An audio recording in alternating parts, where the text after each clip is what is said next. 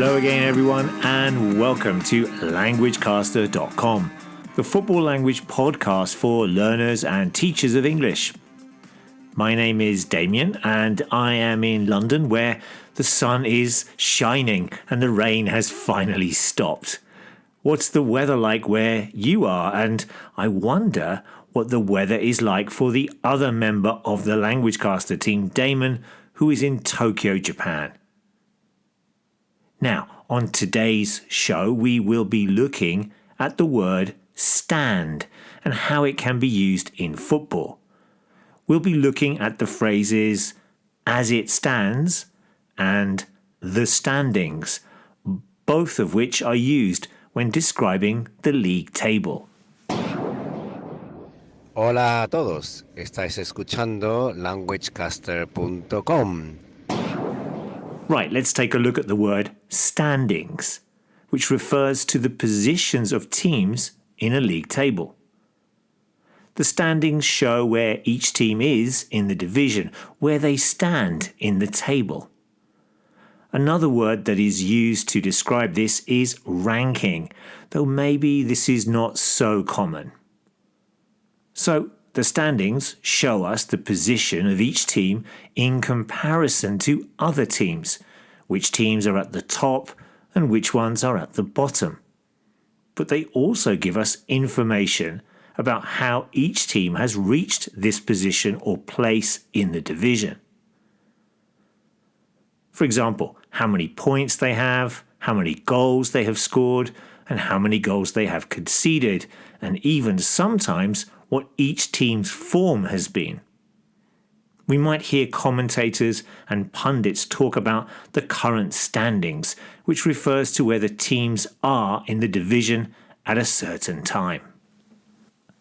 Another phrase that we use to describe the positions of teams in the league is as it stands, which refers to something more current or to describe what the standings look like at a particular moment. It is a little more fluid or flexible as the standings or positions are not finished yet. We sometimes hear this phrase during a game to suggest what the positions might be like if the game were to finish at that time. This phrase is often used on the final day of the season, for example, to describe the standings of the teams as different goals go in. As it stands, Tottenham and Manchester United will go into the Europa League, but of course that could all change if either of them score in the next 20 minutes. The phrase can also refer to a moment in time during the league season to describe the current positions in the league, but also to suggest that this might change before the end of the season. Du lyssnar på languagecaster.com. Yes, that message was in Swedish, and remember that you can send us an audio in any language letting us know that you are listening to languagecaster.com. Remember that here at LanguageCaster, you can find out more about some of the words and phrases that we have been discussing in today's show by checking out our football language glossary.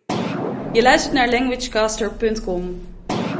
Okay, if you have any questions or comments about any of the words and phrases from today or any other football language, then drop us an email at admin@languagecaster.com. You can also look out for us on social media platforms. Come along and say hello.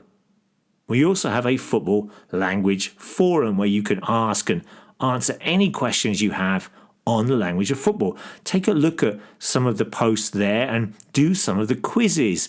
Add a comment or a question or simply just say hello. Now, we've recently had questions about the term byline. Damon did a wonderful podcast on this phrase, and about the phrase fringe player, which one of our listeners asked about. And Ante told us that one meaning in German is Bankdrücker. Apologies for my pronunciation, which translates as bench warmer. And we wondered if this was the same as a fringe player. What do you think? How is this kind of player known in your language? Drop us a line and let us know. And of course, don't forget to subscribe to our football language podcasts. We have recently posted podcasts around the phrases zombie football from the AFCON and to turn the game around. And you can access all our other football language podcasts by coming along to LanguageCaster. Sie hören gerade languagecaster.com. Okay, that's it for this podcast in which we looked at the phrases as it stands and standings, which are used to describe a team's position in the league table. Let us know if you hear this phrase in any language over the next week. As it stands, how is your team doing? Where are they in the standings? Enjoy all the football and we'll see you all again soon. Bye bye.